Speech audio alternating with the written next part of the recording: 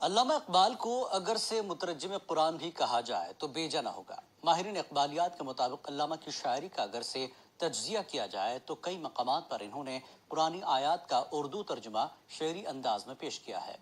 Iqbal academy Gulbarga کی جانب سے منعقد کی گئی ادبی نشست میں علامہ کی اسلامی فکر پر روشنی ڈالی گئی۔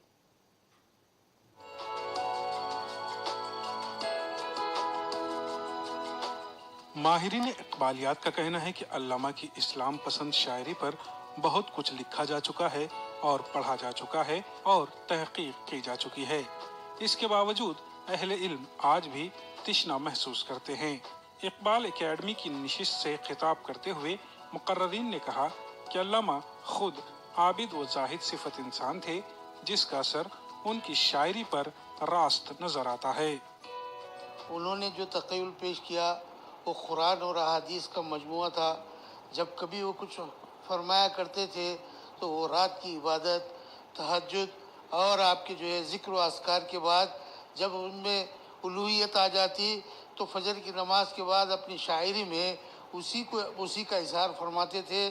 آپ کا پورا معاملہ قرآن و حدیث کے آپ کے علم کی روشنی میں ہی ہوتا رہا۔ مقررین نے علامہ کی شاعری کا ماخذ قرآن کو قرار دیا۔ مقررین نے کہا کہ علامہ قرآن پاک ایسے انہماک سے پڑھتے تھے کہ ایک ایک لفظ ان میں اتر جائے۔ چون سرمۂ رازی را از دیدہ فروش استم تقدیر امم دیدم پنہاں با کتاب اندر، کہ انہوں یہ کہہ رہے ہیں کہ میں نے رازی کا سرما اپنی آنکھوں سے نکالا، اب میں ڈائریکٹ اس کتاب کے اندر جب دیکھا تو اس کتاب کے اندر قوموں کی تقدیریں نظر آئی۔ اور پھر ایک جگہ کہتے ہیں کہ قاری نظر آتا ہے، حقیقت میں ہے قرآن۔ یعنی جو آدمی خیرت کرتا ہے، پڑھتا ہے، لیکن وہ سمجھ کر اگر پڑھتا ہے تو اس کو یہ کہہ رہے ہیں کہ وہ حقیقت میں قرآن ہے۔ مقررین کے مطابق قرآن فہمی کی وجہ سے ہی اقبال میں دور اندیشی آئی تھی۔ یہی وجہ ہے کہ انہوں نے 1 صدی قبل میں موجودہ دور کا خاکہ کھینچا تھا۔ ETV نیوز کے لیے گلبرگہ سے جواد میر کی رپورٹ۔